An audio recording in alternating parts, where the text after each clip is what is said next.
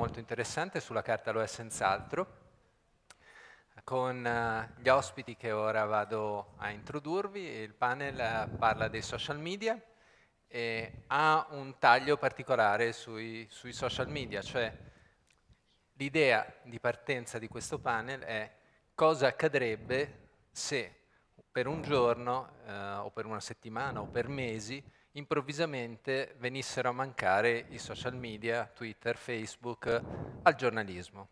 Ovvero quel che è successo in questi anni, il cambiamento che il giornalismo ha avuto da quando esistono i social media sono così importanti, è un processo che da molti giornalisti ancora non è riconosciuto come del tutto rilevante, però ha già avuto un influsso invece assai importante sul modo in cui noi facciamo il nostro mestiere.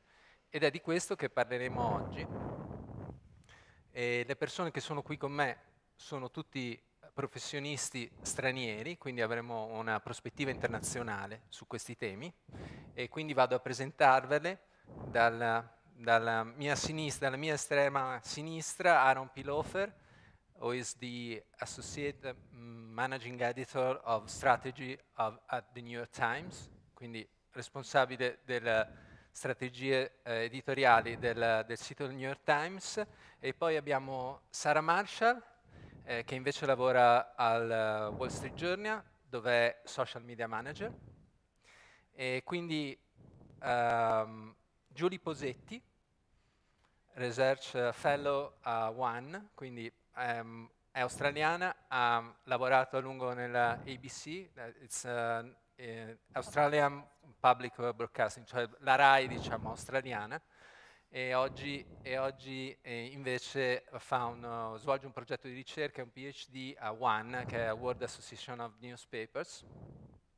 E invece qui vicino a me Julia Hildebrand, tedesca, social media manager di Deutsche Welle, che è diciamo, la versione tedesca dei broadcaster internazionali verso i paesi stranieri che diversi paesi hanno, come France 24 o BBC World Service oppure Voice of America. Quindi 4 prospettive interessanti e diverse su questi temi. Io comincerei subito, vorrei dare al nostro panel un format il più possibile di conversazione, poi chiedendo anche aiuto a voi e sperando di riuscire a porre delle domande che poi abbiano anche una qualche risposta nel proseguo della nostra discussione. Comincio subito da Sarah Marshall, che ha alcune slide da mostrarci. Sara ha fatto un esercizio interessante, mi ha scritto oggi dicendo: ho provato a vedere che cosa succederebbe nel giornalismo se noi improvvisamente non avessimo i social media, prendendo un esempio a caso di alcuni giorni. Sara, please. Thank you. Thank you. Good afternoon. So, the world without social media.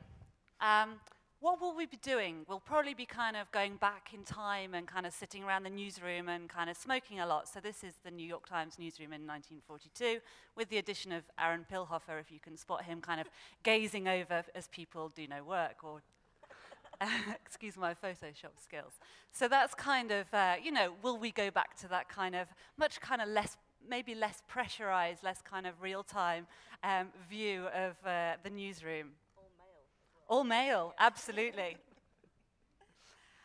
So what I thought I'd do is kind of go through the week at the Wall Street Journal and say kind of what wouldn't have happened this week without social media, as an example. So on Saturday, my colleague Paul Sonnet, who's one of our Russian correspondents who's in Ukraine, wouldn't have been kind of overhearing this conversation and wouldn't be kind of sharing his insights in real time, this color, this kind of on-the-ground stuff that he's able to share from Ukraine with his followers. And quite often what we do at the Journal is retweet our reporters to our 4.3 million followers so that everybody else can kind of get that information in real time. So he wouldn't have done that on Saturday. On Sunday, 2 of my colleagues wouldn't have been at the dual canonization of the 2 popes. they were made saints, and you know, sharing this kind of nice color of the kind of slightly rainy scenes as they were waiting for everything to happen. On Monday, we wouldn't have used Instagram to research a story that we did on the mayor of Kharkiv in Ukraine, who was tragically shot. I think he has now kind of regained consciousness. But he was shot, and he's got 63,000 followers on Instagram, and he's kind of this colorful character who seemingly kind of spends a lot of time cycling and everything. And with these two very cute dogs, obviously I picked the dog picture for slides. So we used that as kind of a research tool. We linked to it from within the story. On Tuesday, we wouldn't have been doing this project that we did with Sam Dagger. Now, Sam Dagger, you might have heard from. He's at the festival. He's come over from Syria. He's our man in Syria on the ground. He's been in Aleppo recently, and what he said to me before he went, he said, Sarah, look, I can't tweet from Aleppo. You can't ask me to because it's a security risk. And I said, that's absolutely fine, Sam. Of course it's fine, but just when you get back, share a couple of tweets so that everybody knows that you're not actually there, so we're being honest with our followers, with your followers, and then tweet some color. And what we did, we pulled his tweets together in a kind of social slideshow on site on Tuesday, so we wouldn't have done that had social media not existed.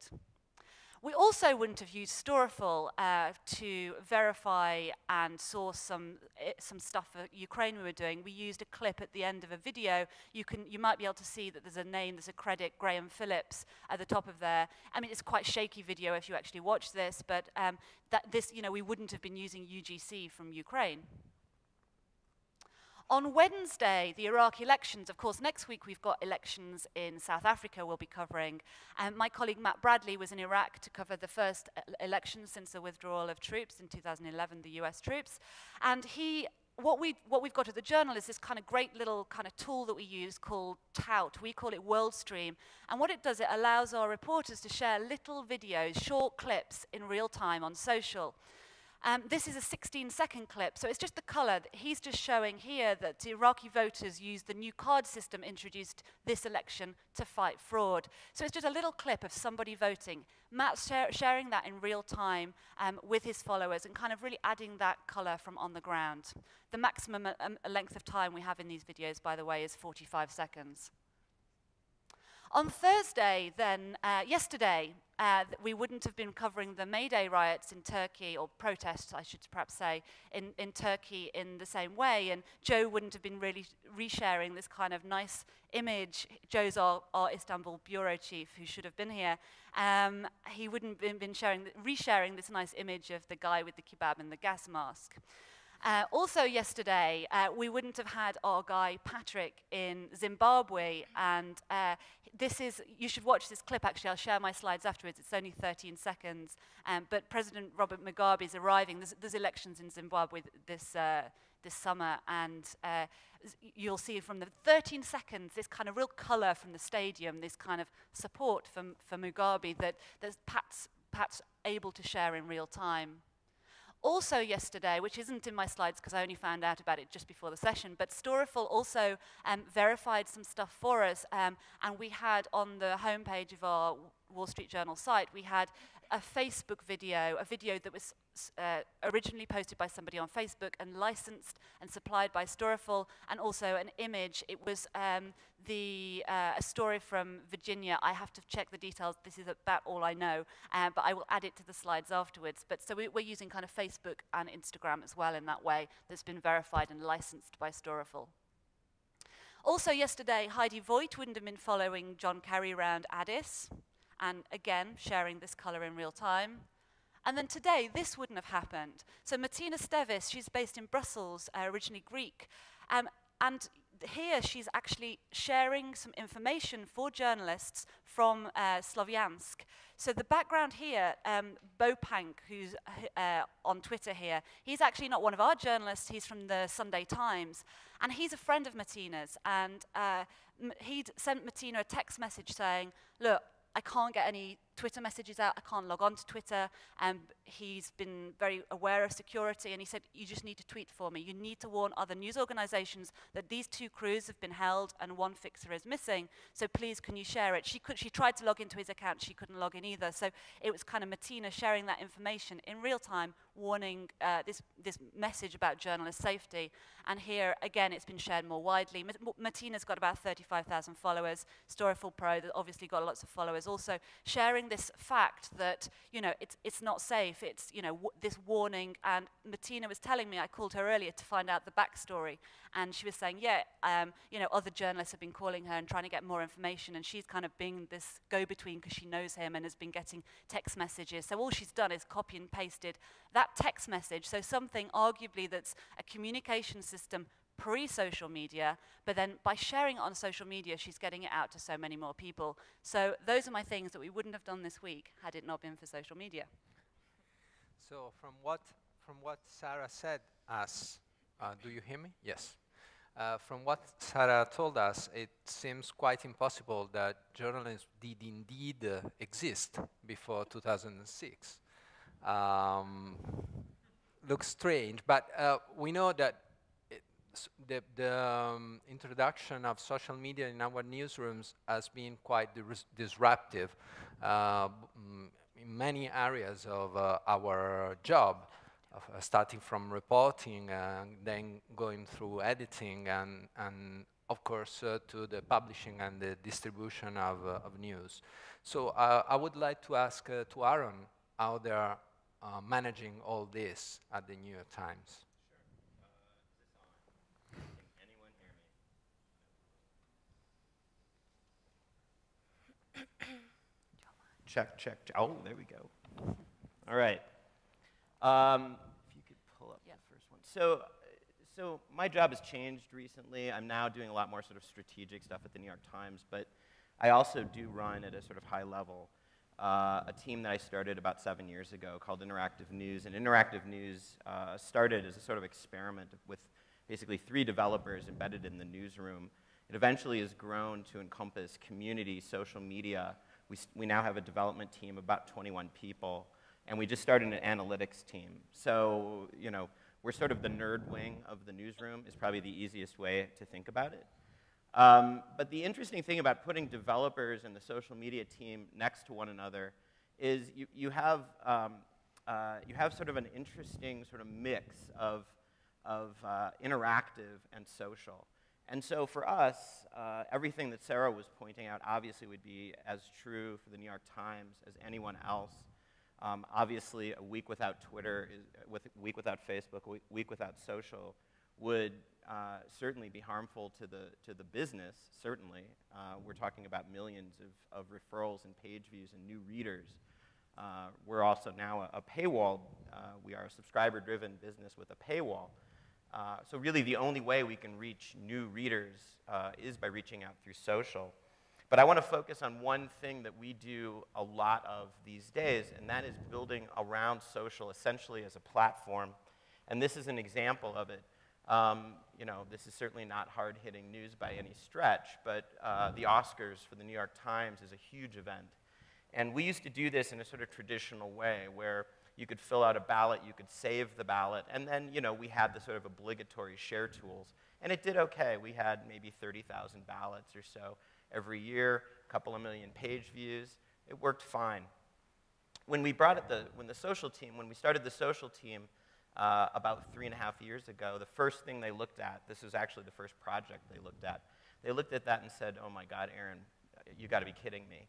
And so we rethought this entire project literally around social media. So we did a deep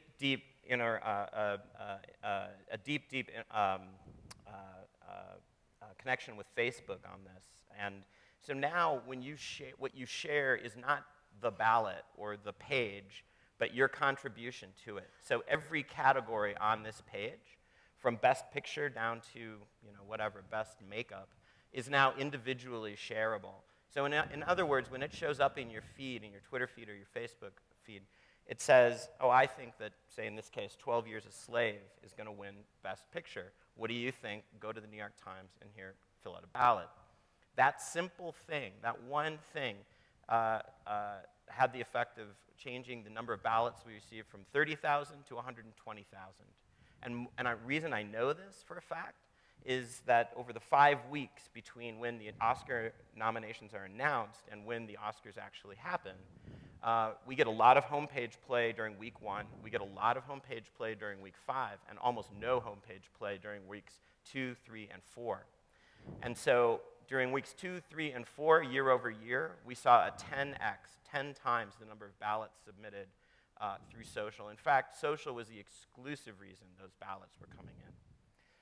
If you can go to the next one. Here's an example of how, another example of constructing a piece of journalism from social media. If anyone, I used to be a political reporter. I'm sure there are many political reporters in the audience. As any of you know, the hardest, the most news-free day of any election is election day. Not election night, but election day. There is absolutely, yeah, you're nodding, right? Yes. There is absolutely nothing to report on an election day, but yet we have to fill, the paper, we have to fill the website, we have to do something. So what do? We write stupid stories. We go take pictures of candidates, waving and going into voting booths.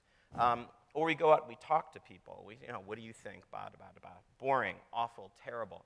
Well, so the social team said, we can do better than this. And so they conceived of this project, which we called Instagramming the Election.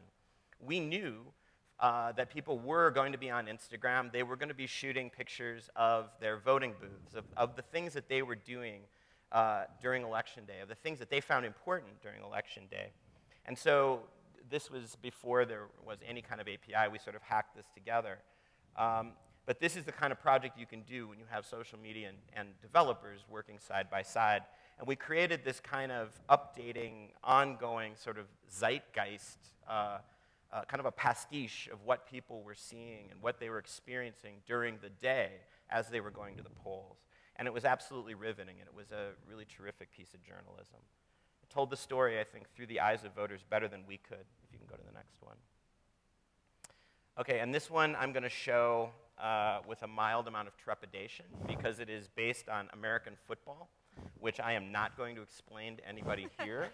But this is Fourth Down Bot. And without getting into the details of it, what it does is we built, this is a graphics project, and what they did was they worked with statisticians to create a statistical model that showed that coaches of American football teams in specific circumstances were far more conservative in making a decision whether to kick the football or whether to go for a fourth down than the statistical model suggested they should be. And so what Fourth Down Bot does in real time is it parses a feed of plays that are going on in the NFL, and it makes an assessment whether or not the team should go for it or punt, and it explains why based on, again, the statistical model. And you can see here it has, if you can just scroll down a little bit, sorry. You can see it just sort of generates this feed, this ongoing feed. Well, of course, that works brilliantly on, if you can go to the next one here. This works brilliantly on Twitter. And so you can see it has about 10,000 followers. People are pretty addicted to the Fourth Down Bot, seeing what their team did and what it didn't do. This, again, is how we sort of build an audience around an interactive that isn't going to get a lot of homepage play, but it is going to get a lot of play on social. And this sort of synergistic relationship between social media and interactive is something that we go back to again and again and again. So from what Aaron told us, it looks like social media has a huge role in the newsroom in trying to build a community, apart from being helpful in the news gathering and the news distribution process.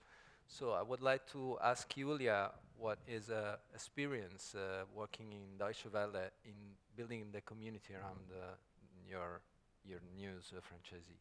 Yeah. So Deutsche Welle actually has a slightly different role maybe than other media outlets like New York Times. We are not doing so much breaking news, for example. We are not having too many correspondents around the world. We have correspondents, of course. But still, we are working globally. We are working in 30 languages overall. So we have got experts from all the different regions around the world speaking mother tongue languages spoken, like reporting in Kiswahili or Hausa or Indonesian, English of course too, not Italian, I'm sorry for that, because we are not so much focused on Europe, but more in developing countries also. And so without social media, for us, it would really mean being disconnected again from these communities around the world, and understanding less about what we have to report, how they are, who they are, what they want to learn from us, what they need to know. And coming back to elections, for example, you always do the same kind of reporting around election day, like doing the results stuff. And you can imagine that someone from Nigeria maybe is not so much interested in knowing about some slightly differences in how Germans voted, and maybe they are not even interested in if it's now Merkel who is re-elected chancellor. And but that's our German perspective, of course, that we are tempted to give out to our audiences. So we are trying to reach out to people through social media and by building communities. Facebook has been very useful for us doing this, for example, to find out what people are really interested in this moment. And for Hausa, for example, it turned out that they were very surprised about our system of postal vote, that people can really send in their vote, which wouldn't be possible there. And you can easily then build a discussion around that, and you find out that you maybe should go for this story instead of showing the pictures of our chancellor shaking hands. So that's much more useful to these communities, and it's useful for us to really understand what we have to report and how to really reach out to people. So I would say for us, it's really, I would love us to go more for this. I must say that we have a lot of work to do still on this issue.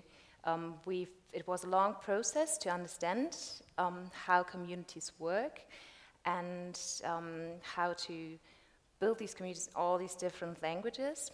And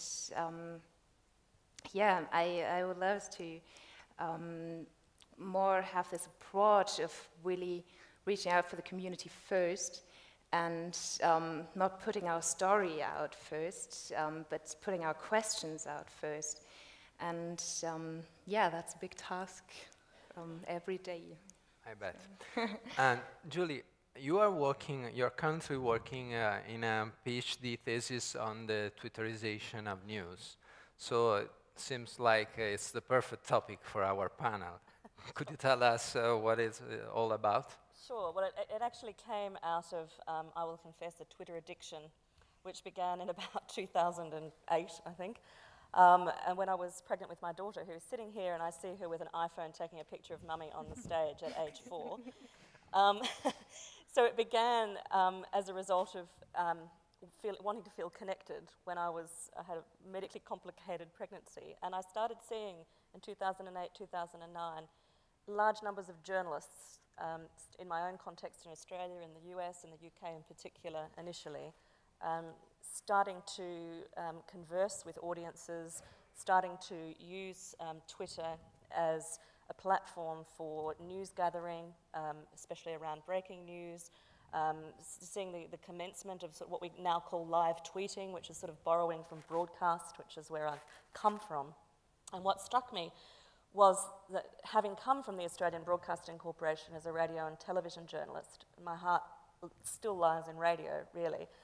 And I used to think of, I still do think of talk radio, which is that allows people to ring in and ask questions and make comments and alert one another to problems that exist, especially in the context of disaster. And that had been my role at the ABC as a reporter and presenter and producer.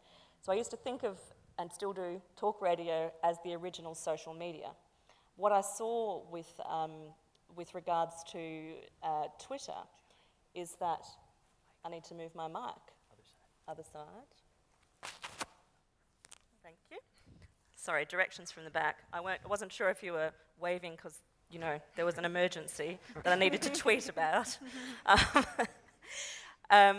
So yeah, I saw this process of sort of social journalism that I was familiar with via broadcasting, particularly radio, expanding dramatically, involving news now and current affairs reporting, real reportage rather than the kind of talk radio phenomenon that we know about, which tends more towards lifestyle sort of interviews and interactions with community. But at the ABC, we were always told that our audience knows more than we do, and that this is a community, not just a media service. So all of these ideas resonate very strongly to my own sort of sense of public broadcasting. So I saw this going on and realised that something was shifting. Journalists were discussing their ethical conundrums, they were discussing the stories they were working on as we progressed in time. They were discussing their reactions to the stories they were working on. They were sharing a combination of professional content and observations. So I started to write about it and then realised that this was more than just a story to tell as a journalist. This was actually probably ultimately a PhD thesis, which has been in train for some time. And I've found really three key effects on what I'm referring to as the Twitterization of journalism, which was a working title that stuck. And the effect of Twitterization I refer to as the impact on journalists who have engaged with the platform on their professional identity and their professional practice. So the three main effects that I've identified are engagement, which we now talk about very, very regularly in the context of social media. That is the idea of building a community of interest around your content that comes from engaging with an audience. So asking questions of that audience about their experiences, about the content, and involves crowdsourcing and so on. The second is the critical area of verification and the changes in practice that are occurring around verification. 3 years ago, Andy Carvin popularised and almost personifies the idea of open verification. But 3 years ago, that was seen as quite a contentious idea. We're almost seeing the mainstreaming of that now. That is the idea that when you are trying to confirm something or deny something, you might actually involve your community, your audience in that process in a public and transparent way. That's still problematic in some areas within professional journalism, not the least because there is legitimate fear that when you redistribute false information, it can be damaging to your credibility, but also potentially to the community. The other thing we know is that when mistakes are made, corrections can also be very quickly made. Although, while a mistake is likely to go viral, we rarely see corrections going viral. So I think that's something to think about. The third effect is with regards to the clash or convergence of personal and private lives with professional and public lives. So the way in which journalists' thoughts, experiences are melded with their observations, with their actual reporting tasks. So most of the journalists I spoke to, and I'm now talking at length about my PhD thesis rather than answering your question of what would the world be like without Twitter. Journalism probably would have continued as it was for some time. But those processes are causing journalists to rethink what it is that they do and why they do it. It's making the task of journalism, the reporting, the editing, the curation, more collaborative. I think it's making it more transparent. It's also creating issues and concerns for journalists as a result of being exposed to critique and complaints, sometimes harassment, which is now coming direct. It no longer goes through multiple layers of filtering before it comes to you via some intermediary within your media organisation. It's coming at you, sometimes in full force. And so there are issues around journalism safety, if you like, that are relevant there. So in addition to being a researcher and actually watching the way journalists' engagement with Twitter is having an effect on their identities and practice, I'm also a journalism educator, so I write about this stuff as a journalist, come from a journalistic background, but I teach at the University of Wollongong in Australia, and it's changed, this technology has changed the way I teach journalism as well. I'm using these tools to allow students, for example, to actually build an audience in a way that never would have been possible for a group of student journalists before social media. As a journalism advocate and activist, and in my role at the World Editors Forum, I'm both a reporter and I also see myself as somebody who advocates on behalf of journalism and journalists, it's allowed us to connect across the globe. We're based in Paris, but we have significant interests in developing countries, across Europe, in the US, and so on. So it's allowed us to connect with communities of journalists around the world and to have conversations with them about issues, to share content about issues. And I just want to show a campaign that culminates tomorrow, which is World Press Freedom Day, for those of you who don't know. So if we just go to the 30 days tab. So we have a campaign where every day for 30 days up until tomorrow... We're not seeing it, so you should pull up the page. Tomorrow is World Press Freedom Day, and we will announce the final of the 30 journalists we've profiled who are in jail around the world. And so each day we have tweeted about and shared on Facebook and various other platforms the individual journalist and the country in which they were imprisoned and discussed that. And we have exclusively used social media to drive interest and traffic to the stories we're writing about these issues. And if you can just now go to the Topsy link. This is just very crudely gathered off Topsy. There's been about 3,500 tweets, many of which have been generated by us on the hashtag #FreeThePress, which we're using in collaboration with the Committee to Protect Journalists for this campaign.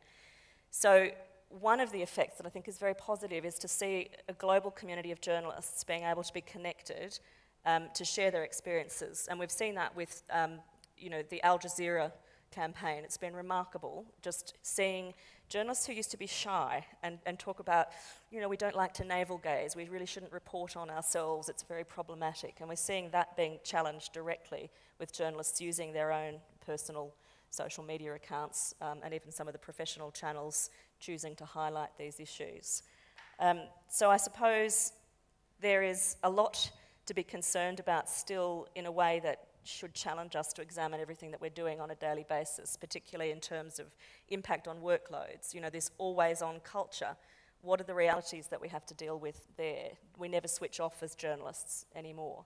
And I think we still need to do some thinking around how we manage that within newsrooms so that the social media editor doesn't die of a heart attack at age 27, for a start, and about allowing the embedding of those processes and practices across a newsroom. There's still work to be done there globally. But without social media, I think as a human I would feel more isolated. As a journalist I would feel more disconnected. My sources would be fewer and less diverse, which I think is one of the great gifts of social media, that we can now have international voices, even sometimes multilingual representation that comes through that community of interest where someone gets tapped, by somebody in your network of trust. So where would we be? We wouldn't be in a complete dystopia, but I think we are improved professionally as a result of connecting with more people around more issues on these platforms. So your balance is positive? Yeah, it is. It is. Okay. There's a question that comes up from what you said, and I would like Sarah to answer it. You talked about the newsroom habits that have to change, and I'm curious about the Wall Street Journal. The Wall Street Journal is known for having a ton of voice in reporting news, quite vertical than, for sure more vertical than the social media scene or the only digital franchises that have blossomed up in the in the last few years. So how did you cope with this and with the introduction of social media in your newsroom? And I would also like to know how difficult it was and how you're handling it with your colleagues. Do they have any obligation? Are there people who especially do this, or everybody has to tweet or to share? How does it work? Okay, so, I mean, the Wall Street Journal has, I only joined in December, so I've not been here for the full progression. So I joined in December, and I came from a news organization with 2 or 3 journalists, and then joined a news organization with nearly 2,000 journalists. So we've got people everywhere. We've got people in the Czech Republic, and we've got people, you know, as you see, you know, covering all sorts of kind, you know, a Mugabe kind of coming out in a car in Zimbabwe yesterday.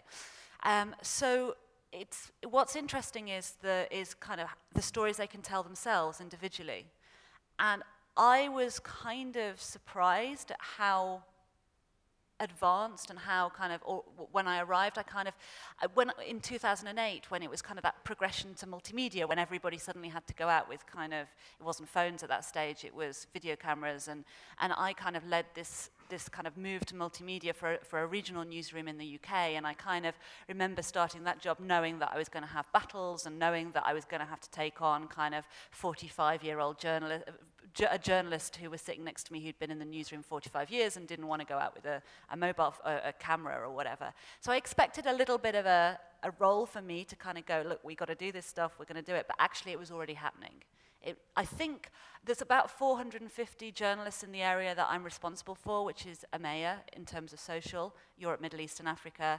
And I think out of byline reporters, I think there's 2 or 3 that are not on Twitter. It's kind of become very second nature to people, and people, I think, enjoy it.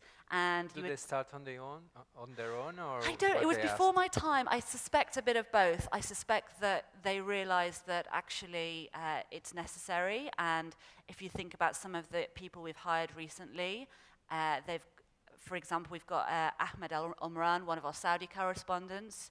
He joined us the same day as I did. He's got 80,000 followers, and he's kind of was this very prominent blogger in Saudi first. So I think, I don't know that we, you know, maybe the journal was kind of this, you know, like a lot of newspapers were, this kind of place where, yeah, you kind of wrote your story and you sent it off and it was copy edited and then you kind of forgot about it. But I actually think that with online, with digital, that's long gone, those days where it's not about a conversation. How's a typical day of a social media manager at the Wall Street Journal? Okay, I'll be honest. It usually starts with either me or John before 7 a.m., making sure we get something out before 7 a.m., which is quite often from bed or bathroom or whatever. John's the digital editor who's here. And then I start about 8, and you know, I'm managing the main Wall Street Journal account, the at WSJ1, which is between 8 and 1 p.m. when kind of US is kind of still in bed and just waking up. I then hand over to my colleagues in the US, and then hand over to Asia, and then I pick up from Asia. And then so you work around the clock? So we work around the clock. We're global and very much around the clock. There's pretty much always somebody on.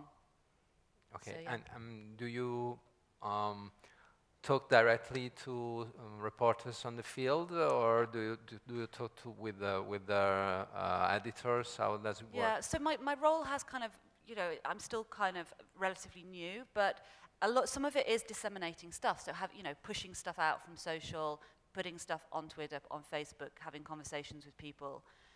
But then it's also, you know, the responsibility that I've got for training and making sure people have the right, you know how to do things and coming up with new ideas of ways we can cover things. But then it's also kind of listening almost to what people are talking about on social, what our communities are talking about, and kind of responding to that. So we might, obviously you're aware that the Wall Street Journal, it's a paywalled site. We've got a lot of free content, but a lot of our kind of bread and butter stuff is paid. And therefore, quite often what we'll do is kind of look at a topic that people are talking about and think, okay, well, how can we put this on one of our blogs, which are free to read, and kind of respond and move that story on, and whether that's doing an explainer, like yesterday we did an explainer, bearing in mind a large group of our read as an American explaining, after Jerry Adams was arrested, explaining the kind of Northern Ireland troubles in kind of, you know, a short piece that we knew that would do well, not only on social, but kind of on other platforms as well. So it's asking those questions, it's influencing and moving the story on, because we understand what people want. Aaron, do you have specific guidelines at the New York Times to differentiate between the voice of the New York Times reporter and his personal voice when he's tweeting for himself? Yeah, I mean, we have a, can you hear me? No? No. Yes, you can? Somewhere not? Okay, good. Oh, there we go. Now you can really hear me. Yeah, I mean, we have you know, a lot of news organizations spend a lot of time putting together guidelines. Our guidelines are pretty simple. Just don't be stupid. Just pretty much think of social media as a live microphone. I mean, you know, the funny thing is when you know, we trust our reporters to know the difference, and 99.99999% of the time, they do. And once in a blue moon, you have somebody go a little bit overboard, and you got to have a conversation. But that happens so rarely. And for us, the harm, I think it's far more harmful to come up with some sort of draconian a policy and try to have, you know, I have a friend who is a broadcaster who works at a channel that I will not disclose, but they had to have basically a PR person approve every tweet, which is crazy. I mean, just crazy. Bottleneck. Yeah, a total bottleneck. And obviously, you know, you don't get that person's voice. It sounds, you might as well have a robot doing it. Sure. Not that there's anything wrong with robots, as you just saw. but you know, we have had great success just trying to stay out of the way of our reporters and editors. And have you ever had major accidents? We've had a couple of situations that have gotten a little dicey where, you know, a reporter might not like a particular piece of criticism of their story, or where a reporter in a very sensitive part of the world might have said something on Twitter that might have been misinterpreted. You know, and it happens. I mean, I can count on, you know, 3 fingers the number of times where we've had anything like that in 3 years. So given our staff of 1,100, I think that's a pretty good odds. Sure, a good record. Yeah. So Julia, you have a pretty peculiar situation at Deutsche Welle, because you have how many different languages? 30 different languages. And 30 different audiences scattered in different parts of the world, from Arabic countries to Far East to Europe and South America. Do you use different guidelines when coping with different cultures? Yeah, well, we don't use different guidelines because for guidelines I understand that you say, okay, we have got a general strategy, we've got a general way to cope with things, and we've got some kind of guidelines. I find it interesting that you say you don't even need it, because ours are quite long, starting with a strategy, like a manifesto, kind of manifesto of what we want to do in social media, how we want to reach out to people. Are they public? And they are not public, I'm afraid.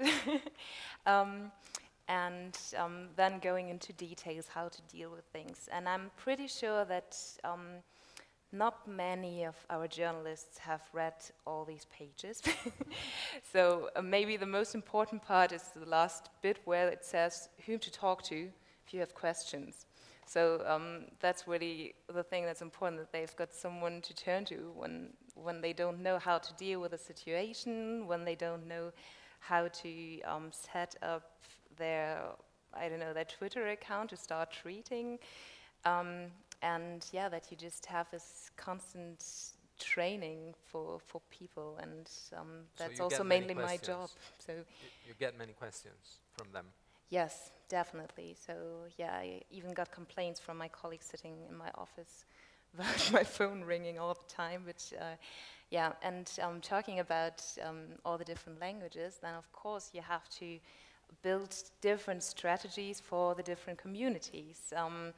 Because yeah, there are many factors coming in there. It's like, what do people even have access to those platforms? Which platforms do they use? Which devices do they use?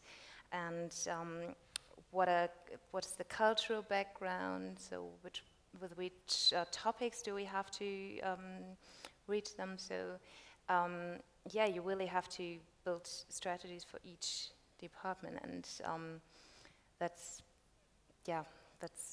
kind of difficult. Like, for example, looking at China, you know that in China, Deutsche Welle is blocked in China. So we also But you can't have really, a we don't Chinese- even, You have a Chinese we've site. got a Chinese service, yeah, which is also quite important for us.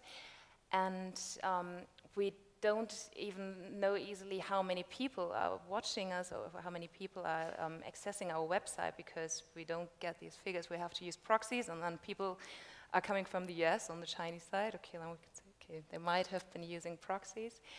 And then we try to go on Weibo, which is kind of the Chinese Twitter, and to put content on there.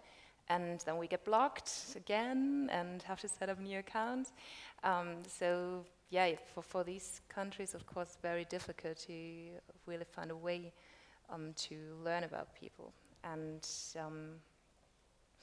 yeah, what else? Like in another nice example might be India. We have got Urdu and Bengali as languages, for example. And there we can see that we have a lot of male, big male audience, and there are only men on our Facebook page, as you can see this in the figures on Facebook. And yeah, it's mainly men talking to us, so that of course doesn't give us a picture of what are people interested in. Women just don't waste their voice in these social networks. So again, a problem. What do we do with the women? So how do we reach out to them? And so we started another Facebook page and a blog, which is called Women Talk Online, where we try to get these women involved and ask what are they interested in, and to put out topics written by women for women. And again, they just didn't come with their opinions. They didn't come to our Facebook page. And now we are thinking about even setting up more private rooms for women to talk about what they are interested in, what their daily problems are, what they want to learn from us, how we can help. And so you have to find Are these there little differences in the content that you share? I mean, is there something you wouldn't share because it doesn't work in India, but it works perfectly in another country?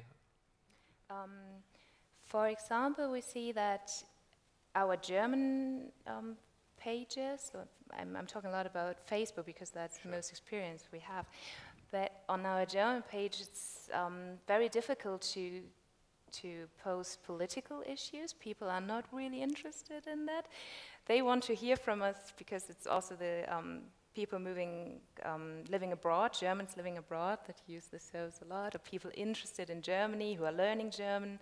They are using this platform, so they want to talk about Germany.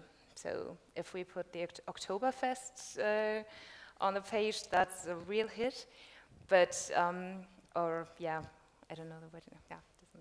But if you want to talk about Syria, there's a total zero of comments. And of course, that's different in countries where people are longing for this information and where they really need it. Like our Persian service, for example, can do a great mixture of really hard political news and discussing that, and more soft news about music, cultural issues. And that's So every different newsroom has the sensitivity to choose what content to share? Do they decide on their own, or do you tell them? They decide on their own. They have to decide, because those single departments, they know very well what is, yeah, they listen, of course, to what people are talking about, and they have got their networks in those countries, and they know best what to share. Yeah. Julie, before you were talking about the pros and the cons, and I tried to follow you while you were enumerating them, and the only con I found was the harassment, the fact that people who don't agree with what you write or now do not have any filter, and they arrive directly to you, and it can be also not a very pleasant experience. But are there any other cons? Definitely. And I think, as much as I embrace social media. I think it's fantastic. Sure. But I think if we do pretend it's a utopia, then we potentially get into strife. I think we always need to engage critically with the issues that arise and discuss them openly, and probably use social media platforms to discuss them, as many journalists do. So I did mention with verification, not having a lot of time to devote to talking about a thesis, but issues with verification include that risk of redistributing an unverified tweet, even if posed as a question about content, which can be misinterpreted as verified, because with that tweet that turns out to be inaccurate comes your effective imprimatur in some people's view. That is, a journalist tweets it, therefore it has higher credibility in some people's perspective. So that is something that I think we're still, as a profession, working through. It's different in some countries to other countries, like the concept of open journalism in, so the UK, and open journalism and open verification in the UK and Australia and the US, I think is more, has progressed towards the mainstream. There are many, particularly in Europe, the European editors I've encountered in my new kind of remit tend to be more conservative, I would say, on the whole, about that, because they're still kind of cautiously, many of them, working through some of those issues around verification. The clash of the personal and the professional also includes challenges to professional identities, particularly take the US example, that tend to embrace objectivity, as one of the key tenets, in the Bible of journalism, because you find even reporters who are tasked with, say a political journalist who feels outraged about a particular political event as a citizen, making comments via their personal Twitter account. Are those comments going to colour people's perception of their capacity to report fairly and independently? I'm of the view that they shouldn't, that citizens and communities are smart enough to figure out that journalists are firstly and foremostly citizens who can have, views and do actually ultimately vote. But that is not necessarily the dominant view. And so many journalists, particularly those, say in public broadcasters like the ABC and the BBC, where there are very strict guidelines around and codes of conduct around impartiality, there are still problems that occur with regards to perceptions of bias. The ABC, under a Conservative government in the face of budget cuts in Australia, is constantly under pressure. And so in hyper-awareness mode about what their journalists are saying and doing on social media. And I'm just waiting for a scandal to hit involving a prominent ABC journalist who'll no doubt be targeted by an opposition media group, which is how these things tend to unfold. Journalists are now, like our audiences, the subject of reportage. That's a change, certainly, which came about initially through blogging, but is now, magnified through social media. With regards to audience engagement, I think that issue of encountering critique, which ultimately, most critique, in my experience, if responded to in a manner that is reasonable, with, as open-mindedly as you can embrace critique of your work, not with arrogance, not with dismissiveness, then mostly that can be a positive impact on your journalism. But there are journalists, I have interviewed for my PhD very senior Australian journalists, a prominent TV presenter among them, who has been stalked and had to be extremely careful about what she was tweeting, when she was tweeting it. And there are particular protocols now in place to deal with the threats that have come to her via people who are targeting her on social media. I, as a journalism educator, I had a disgruntled student who had a serious mental illness who targeted me on social media, and that was a frightening experience. So these are things that I think we need to acknowledge as newsrooms, as managers, as individual journalists, and actually start to think about in terms of particularly, say, thinking about journalism safety in terms of people's mental health. It's actually a genuine issue now. Yeah. So there's some dystopian views for you. Sure. Sarah, when Twitter started to explode a few years ago, I was working at that time at a large publisher, and some of the people on the publishing side were afraid that with the personalization of news, the brand would lose some weight. How do you handle it, the Wall Street Journal, if there's a problem like that? If you think there is still a problem like that, or if it's totally overcome now by the new sensibility? So you mean the personalization in sense of everybody's just kind of taking their own homepage? Not really in that sense. In the sense that they will start, the people will start following the person and not the brand anymore. Is there something like that anymore? No, I mean, I have absolutely no kind of, I mean, if anybody kind of suggested that might be the case at the Journal, it's just not kind of relevant. I don't mind whether somebody chooses to follow one of our reporters or the Wall Street Journal. I mean, it's kind of, they're still getting the same messages. They're not all tweets with links and just kind of trying to drive traffic. It's about kind of, you know, they're getting information from the Wall Street Journal. That might be from a tweet from @WSJ, or it might be from a tweet from one of our reporters or stringers on the ground. So it's really not important where that happens. That's changed a bit too, though, hasn't it? I think that conversation we would have probably, I imagine, was being had at a lot of news organisations. It might be others. I still hear it occasionally okay. when I go into newsrooms to do training, but it was, particularly in the Australian context, it was probably a dominant concern 2 years ago, where editors, and it often comes down to editors, trying to figure out how they can own a personal Twitter account of an individual journalist, and the panic of, what if they leave and get poached by the opposition? And kind of, the response is, well, that journalist is responsible for curating that audience and that community, and you benefit from that. Yeah. So completely, yes. Apart from working at the New York Times, you are also involved in a very important startup called Document Cloud.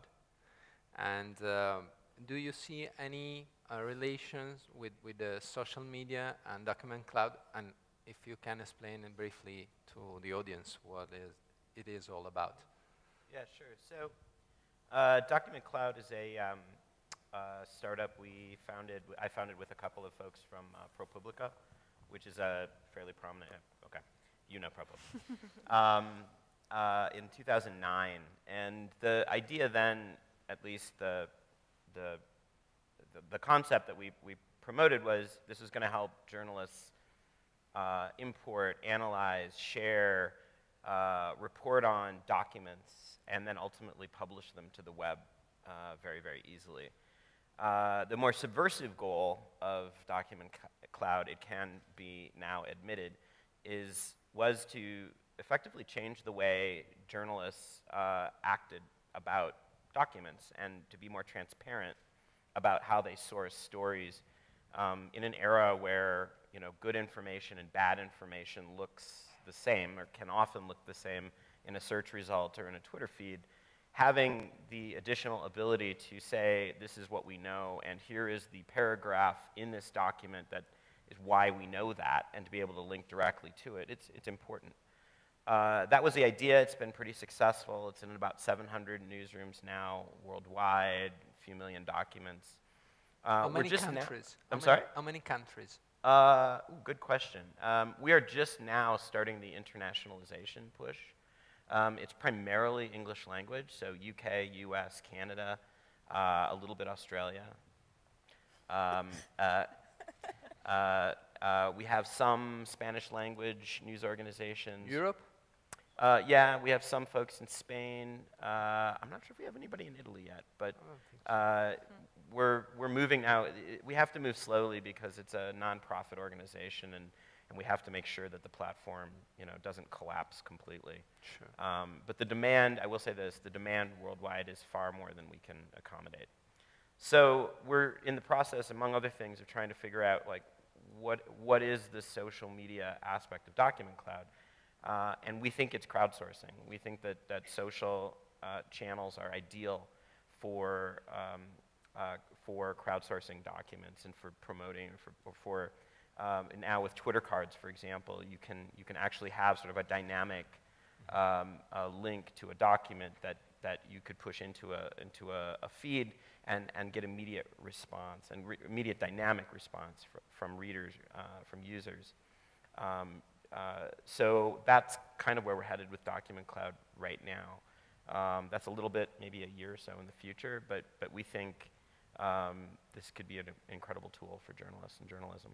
So this is what we are going to see coming up in Document Cloud in a short time. God willing, assuming the Knight Foundation is kind enough to give us a substantial grant to support it. Which you have applied for, and can we vote? You cannot, no. In fact, I probably shouldn't be talking about it, so please don't tweet that. Ok.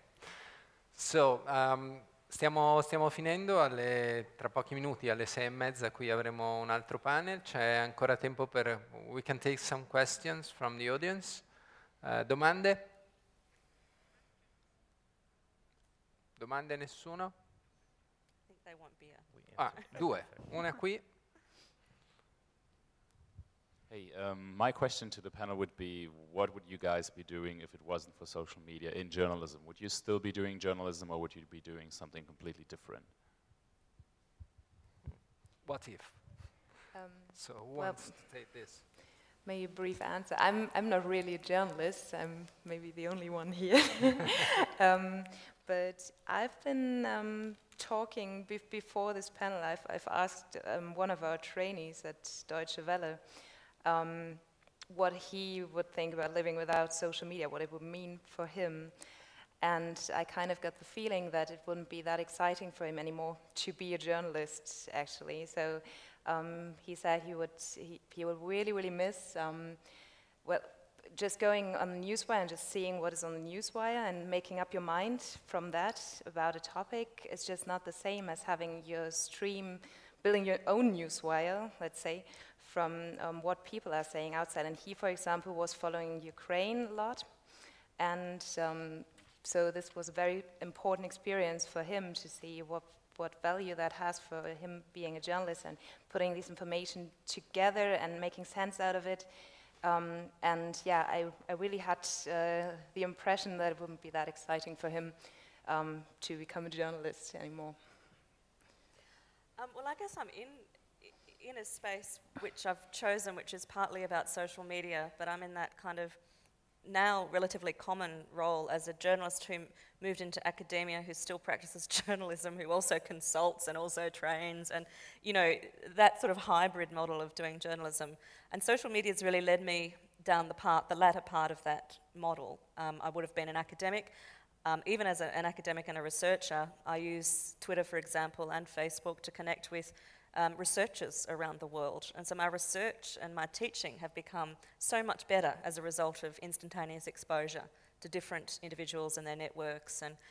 And so I might still be, I might be a relatively disconnected Australian academic sitting at the bottom of the world being, a good teacher who's passionate about journalism, but, and who writes online and builds an audience there. But without social media, I doubt that I would be sitting here today. I mean, one of the first things I did after making this observation about the way journalism was changing via social media engagement was to agree to organise a conference in Australia in 2009 in partnership with the ABC, where we discussed every single issue we've talked about here today, but the answers and the participation, there was much more hostility, there was much more anxiety, but that process, so actually being in that space led to that event. So yeah, it's had a kind of a big impact, I guess, in terms of my career trajectory. And one of the reasons I'm in Paris as a research fellow is because of that training and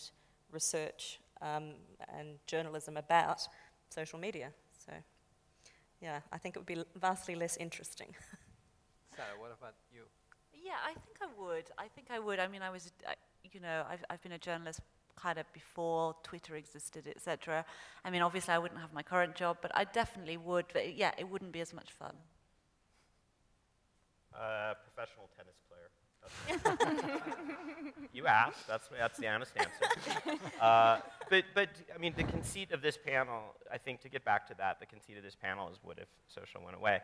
And I think what's interesting about everything we've talked about is how absurd that question really is in the end, yes. and how important social media is to everything we do. And I don't think that's just true of journalism, obviously. I think it's true of virtually every profession, including tennis professionals who own enormous audiences on Twitter.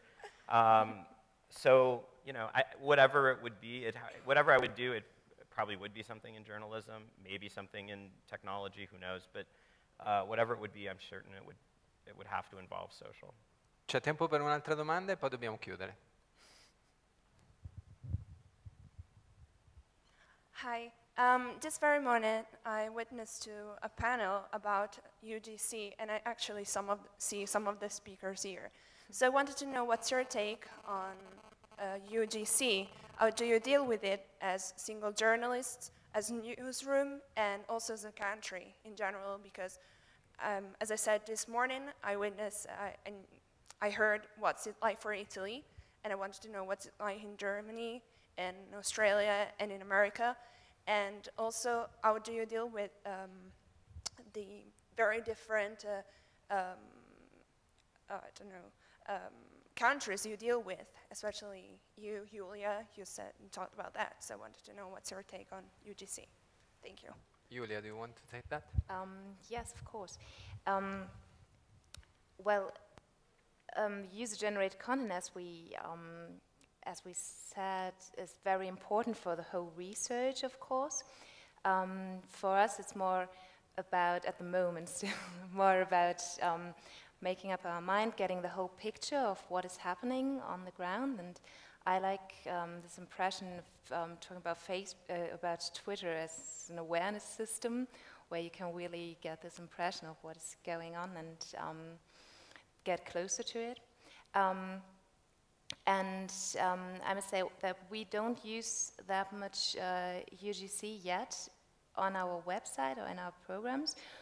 Online, we are doing some curated stories with Storyfy mainly, so that we are looking out for people's opinion on things or pictures that are being used and putting stories together. For example, today, I think only, we started a Storyfy about Ukraine again, doing live reporting, live covering of what's going on there, and using this kind of content. It's really because we've got very small teams, I must say. It's still in process of building these teams that can really do the verification and do the news gathering also in the first place, to put these things also for on TV, for example. And until now, we often have to decide not to take this material still. I think many of you might be in the situation that we still have to say, okay, we can't verify, we don't have built up these skills yet in the newsroom, we don't have built up the teams that can do it, and we've actually just started this big process just to be able to do this on our own, because we've got these 30 languages, as you heard, and we've got all in our hands to really do it on our own. We're just, very small teams. Any others? Yeah. Aaron. So for the Times, we've made an enormous commitment to UGC, and I wish we could find a better word for it, because UGC just feels, I don't know, so antiseptic. I don't like it. But to my mind, our own readers, the people, the community that builds naturally around our content, both on our websites, around our digital products, and off on other platforms are by far, absolutely without a doubt, the least utilized resource news organizations have. And smart organizations like startups who are actually taking advantage of this and understanding this and really acting as creating more conversation and less sort of one-way discussion or one-way sort of recitation are, unsurprisingly growing enormous audiences quickly, and we're looking at each other and wondering why. At the Times, just as an example, we have done an ongoing series of stories about the cost of medical procedures in the US, just really routine procedures that cost just astronomical sums of money for a variety of reasons. And in the course of doing that, we essentially tried to build community into that project. We had reader response built into the story. So it wasn't like relegated to a comment thread at the bottom. It was actually, it kind of interrupted your reading. We actually took a page out of Snowfall, out of these long sort of scrolly stories with interactives interspersed. But we interspersed engagement. And so we baked that into the project from the get-go. And what you would see this if you went on the site and you read these stories, what you wouldn't know is that every non-expert voice in that series was sourced through interaction with readers. There was if you sent in a comment or you reacted to one of our engagement prompts, we presented you with a form at the end of the story and basically asked you, do you have a story to tell? Are you willing to be part of this? Are you willing to be contacted? And more importantly, is there a procedure you'd like us to actually look into? And Libby Rosenthal, the reporter on that series, actually changed the series based on the responses she got. To me, that was a massive success, and the numbers prove it. Before this, the highest number of comments we'd ever received on a piece of content was on the order of about 3,500.